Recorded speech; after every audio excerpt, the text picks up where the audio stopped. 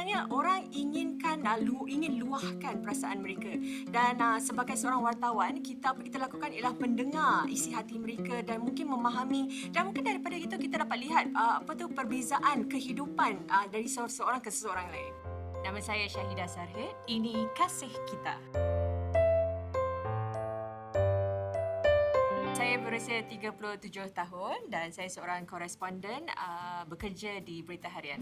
Bila saya kecil, saya ingat memang saya bukan datang daripada keluarga yang senanglah. Saya 3 beradik, tapi bapa saya seorang saja yang bekerja, dan kita juga membesar dengan ala kadar je, tidak ada macam ada kemewahan, kesenangan dan sebagainya. Sebenarnya arwah bapa saya ni, dia memang gemar dengan current affairs, dengan hal ehwal semasa. So waktu tu dulu beliau akan melanggan Berita Harian dan akan menyuruh saya baca. Tengok hari ni cerita apa, ada berita apa. Kadang-kadang berita dia tidak perlu berita yang berat, macam berita tentang mungkin banjir yang berlaku atau mungkin tentang kebakaran yang berlaku. Jadi perkara-perkara ni macam secara tidak langsung macam sebati dalam diri saya.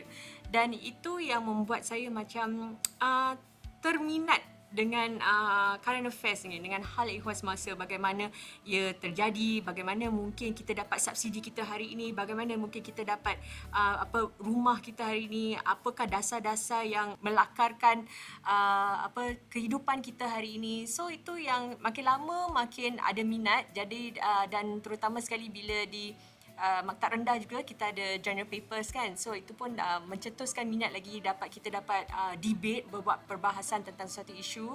Dan di universiti juga saya ambil sains politik untuk meneruskan minat ni lah. Dan apabila saya mendapat tahu, saya rasa actually kerja sebagai wartawan ni banyak yang kita boleh pelajari, kerana bukan saja kita temu ramah orang yang tinggi-tinggi seperti presiden dan sebagainya, menteri, tapi kita juga dapat interview mungkin pembersih ke ataupun orang yang tidak berupaya. Jadi kita dapat both side of the world. Kita dapat lihat bagaimana kehidupan mereka yang mungkin di atas yang ingin membantu di bawah, dan bagaimana yang di bawah juga ingin bangkit dan mahu terus ke atas. So kita dapat lihat the various spectrum lah. Sebab itu yang membuat saya betul-betul minat dalam bidang kewartawanan ni. Bila kita tulis, kita perlu tulis daripada hati. Bila kita tulis daripada hati, ia akan automatically akan keluar macam bagaimana kita rasa tentang temu ramah tersebut, dan ia akan tertulis, dan bagaimana kita tulis tu akan memberi kesan. Kadang-kadang orang boleh kongsikan kita cerita 30 minit, ada yang boleh ceritakan kita sampai 2 jam. Tapi dalam masa yang singkat atau panjang tu, apa yang paling menarik yang kita rasa boleh menarik perhatian pembaca, dan bagaimana pembaca juga boleh rasa simpati ataupun tertarik dengan perjalanan ataupun kisah orang tersebut. So itu yang membimbing saya lah. Sebenarnya orang suka cerita tentang diri mereka. Kalau kita lihat social media sekarang, ramai orang yang suka, kadang-kadang orang tak minta dia orang cerita pun, tapi mereka akan ceritakan berjela-jela tentang apa yang berlaku hari ini, apa yang mereka masak hari ini. Jadi sebenarnya orang ingin luahkan perasaan mereka.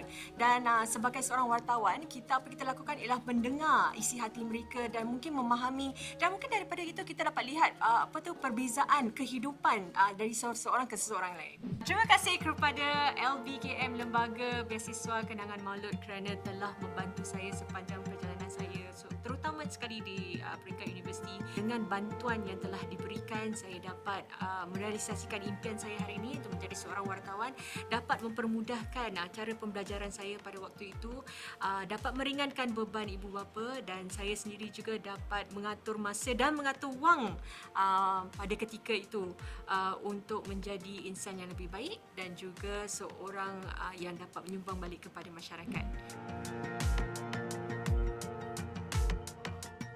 Lifesaver, they are bold, kind-hearted, memorable. L in English, lifesaver. Yes, they really saved my life for the amount that they have given. B, it's they are bold. They are always selalu ke hadapan. Mereka selalu mahukan kebaikan terhadap pelajar. 4K, they are very kind-hearted. Mereka yang menderma ni, Masya Allah, ia adalah satu, mereka memang murah hati. Dan M adalah, if in English, they would be memorable. kos kerana sampai hari ini saya masih tetap mengingati jasa mereka. Dan kadang-kadang kalau mereka ngundang saya untuk jadi host atau MC mereka, saya akan cuba untuk peruntukkan masa untuk give back lah. Banyak anak-anak Melayu kita telah memajukan diri, telah melangkah ke pos menengah. Dan ini semua tidak akan dapat berhasil daripada sekiranya tidak ada bantuan daripada penderma yang berbesar hati, yang murah hati, yang very kind hearted untuk tampil ke hadapan dan menderma.